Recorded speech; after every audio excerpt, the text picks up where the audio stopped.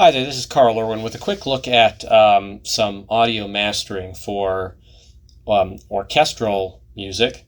And this is kind of a special case because this is MuseScore 4's output. This is Muse sounds mixed inside of MuseScore 4 and then performed from MuseScore 4. And I looked recently at creating playback notation files that have very specific elements, very specific articulations and dynamics that are intended for realistic playback. So this is from a playback file.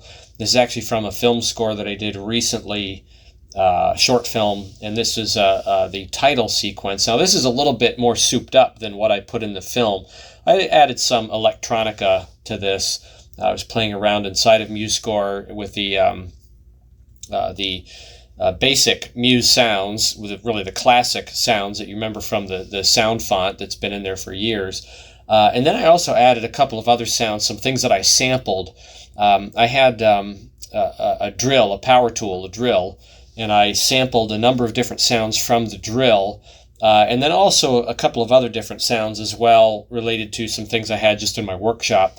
And I made a sound font from those samples that I was able to load into MuseScore 4 to use for some kind of other extra, sort of percussive effects and, sort of synthy sorts of effects that are in there just to make it a little bit more interesting. So this is the raw audio, and we're going to listen to this. Before we do that, though, I want to look at preparing audio. We're going to select this, and I'm just going to normalize it to 0 to start with. And the first thing you'll notice is that you see that there's some, big peaks that are sticking out there in a couple of different places. And we'll try to smooth this out, but just so you can hear the piece and hear what the default output is, let's take a quick listen.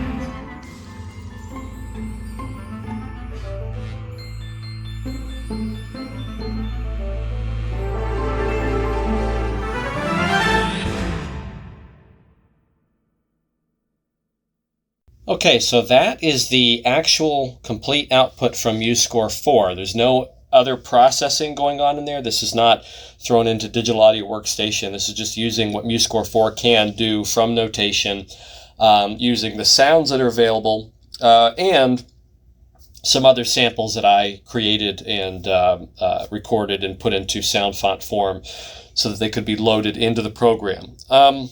So we're going to talk about mastering here. And I want to show you the most bare bones way that I look at mastering music, orchestral music that is like this, where it's not a mock-up in the sense that I have a bunch of different libraries that I put together in a digital audio workstation, instruments that were not recorded as a unit, not recorded as a single library, all mixed up. Trying to match reverberation and positioning and room sound and trying to get things EQ'd so they sound like they're the same, in the same environment. That's not the situation. We have here a complete rendering from an application that has already taken a lot of that stuff into account in the formation of the library. So we're really miles ahead at this point, because so long as the music is mixed properly using the mixer, and so long as we've paid careful attention to how we're using our articulations and dynamics in the playback file to get the most realistic outcome, provided we've done that little bit of legwork, this is really doesn't need a lot of work. It just isn't going to need a lot of work. There's probably just a couple things we're going to do to this to get the volume, the loudness in the where we want it to be, to get the equalization where we want it to be, and get it compressed the way we want it to be. And that's it. So this is a really, really simple, kind of straightforward solution. And I've gone over this before, talking about some other ideas, particularly with parallel compression and some other kinds of concepts. This is simpler than that. This is much more direct. So let's take a look. We have it normalized. Now, the first thing I like to do whenever I have an output like this is I do want to try to get some of these extreme peaks out of the way. And the simplest way to do that, assuming that we're not going to be limiting very much, I'll use a limiter. So I'll select it all, and I'm going to use the legacy limiter, the old limiter that's part of Audacity. And I'm going to set this to just -1, and we're going to apply a makeup gain. And you see that some of the peaks that we have been cut down a little bit. What I like to do is try to get some of these loud points here to kind of even out. So at least I have a few loud spots. And this is obviously contingent upon the kind of music that you have. If you have a kind of music that has a few loud hits in it, I want them to be kind of similar, right, to kind of end up in the same place. So I'm going to just apply that effect again. So we'll repeat that limiter. And now I'm getting a point where I've got several different peaks are hitting at 0. So we'll take that for what it is right now. Now, the second thing I'm going to do is apply some equalization. So we will make sure we have it all selected. Go to Effect. I'm going to come down to EQ and Filters. I'm going to select the Filter Curve EQ. Now, I have a preset already lined up here that I've modeled out. And this is a very simple, kind of standard curve to give a boost in the high end, a little bit of a valley in the muddy center around 300 to 400 hertz, and then down here on the bass side, just past 100 hertz, a bit of a boost, just ever so slightly, just a little bit of a boost, and then a little bit of a roll off at the end, and then a roll off at the top past about 18,000 and higher. And this is a really, really standard kind of brightening curve. I'll tell you this. You can look at various ways to EQ your music using matching EQ, various kinds of matching EQ techniques or apps that accomplish that. In Linux, we do have an app for that. There's a really good one. Melmatch is a good matching EQ. You can do things like that. You can also try to use other sorts of techniques using pink noise and brown noise and various other kinds of curves. You can analyze your track and try to match it in that way, just manually, point by point on an equalizer to reference. And you could just do it by ear, play a reference and have it play a few seconds of that, and then go back to your working track and try to move things around until you get something that sounds close to what you're after. You could do all those things, but I'm going to tell you right now, you will go mad. You will go mad, okay? I've found it's a lot better to do very subtle changes. So the first subtle change is we try to get our peaks to kind of even out, get rid of the extreme peaks using a limiter, and that limiting isn't going to show up in terms of an obvious compressed sound. We're just kind of shaving off the things that are hanging out there way on the end. So that's the first thing. The second thing is to just apply a very subtle equalization that addresses the things that you obviously want to be different. I have found that MuseScore 4 has a really, really great mix, a mixed sound. Everything is matched well. It's just a little more muddy, a little more bassy than a commercial kind of recorded sound, a film track or professionally mastered orchestral recording would sound like.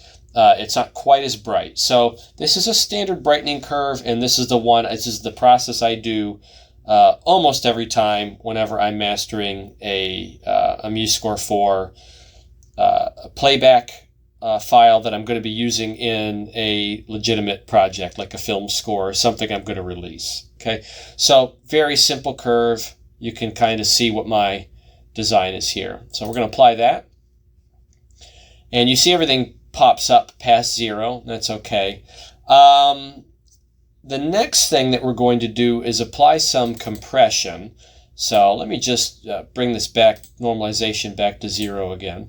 I'm just going to apply the standard legacy compressor. And I'm just going to use the default preset. There's only one preset in Audacity. And it doesn't compress a great deal. You can see what the settings are here in terms of the threshold. Yeah, pretty straightforward. And you'll see it'll change this a little bit. So you get a little bit more compressed, a little bit louder. There's a couple of these big peaks up here get pushed down a little bit, and the rest of the track is thickened out a little bit. And that's it. Just one time on that, just to give a little bit of just very subtle changes. And then the last couple things we're going to do is we need to get this to the appropriate loudness. Now, I can only get away with what I'm doing next because I was very subtle with what I did prior. I was very subtle on the elimination of extreme peaks. I was very subtle on the equalization, and I was very subtle on the compression. So now we're going to apply a loudness normalization, and we're going to set this to -14. This is pretty typical for music, particularly orchestral kinds of music. Now, pop music, radio music, this can get really, really loud. I mean, you can go up to -8. It's just extremely loud, but that's not what we're going for. So -14, maybe -16 if you want a little bit softer.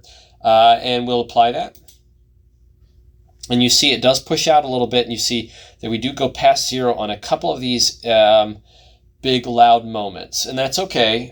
What we're going to do is we're going to apply one more limiter, but just to shave off the edges up here and get us a slight bit of a margin. So we'll go back to our legacy limiter, and I'm going to set this to -0.5. I think the standard is typically -0.3, but I like to give just a couple of extra decimals there to give a little bit more room.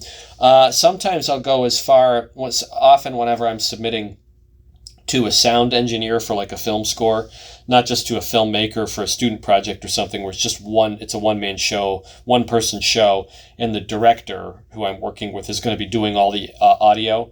If I'm sending it to a sound mixer, a specific person that's going to be doing all the sound for the picture, sometimes I'll take this down to -1.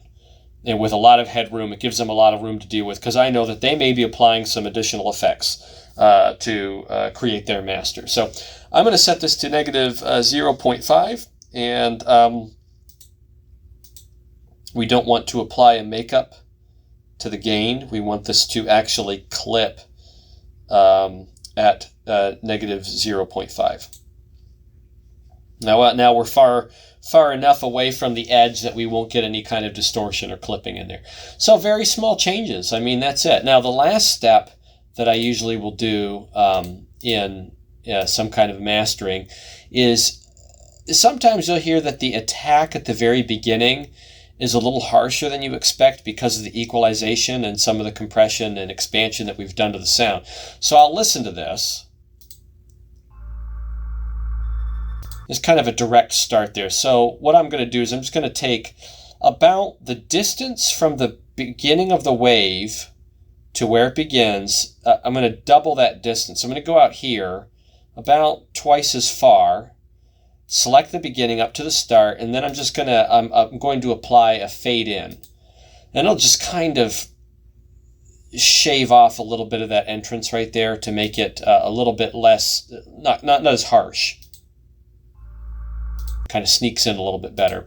And then I'm going to go to the end, and what I'm going to do is I'm going to play the last bit. I'm going to watch the meter to see when the sound ends.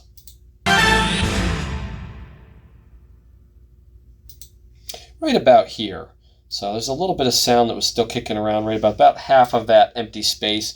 I'm just going to delete that, and then I'm going to select past the last hit to the end of the track, and I'm going to apply a fade out. So this just gets rid of excess margins on the beginning or the end. So you're just dealing with maybe less than a second at the beginning and no more than a second or two, maybe 2 seconds at the very end after all of the fall off. And this is the final product. So what I'm going to do is I'm going to do a comparison here just so we can see where we're coming from. And I'll grab the original raw sound, drop it in. And I'm going to take this raw audio and I'm going to apply a quick normalization. I'm going to normalize to negative 0.5 because this is where the other, the master track is normalized to. And you can see by comparison the difference here. It's softer over here. It's more obvious peaks going on. And let's just listen, do a little bit of a comparison of sound.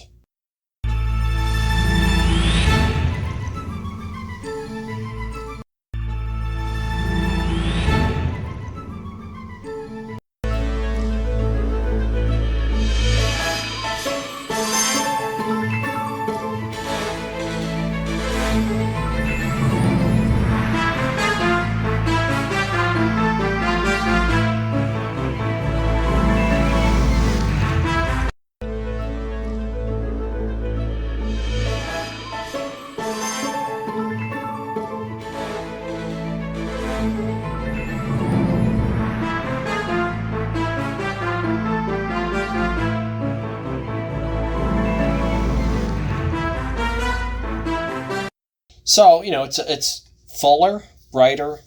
The one thing that you get when you brighten up, when you use an equalization curve to brighten up your audio, and a lot of people don't think of it in this way, but you actually get some of the darker instruments like the tuba, some of the lower instruments, the bass trombone. It'll actually stand out more because even those instruments, particularly the wind instruments and the brass instruments, they'll have, same with the wood ones too, if you have a bassoon or bass clarinet, bari saxophone, they actually have some high frequencies that are part of their articulation, part of the makeup of their sound.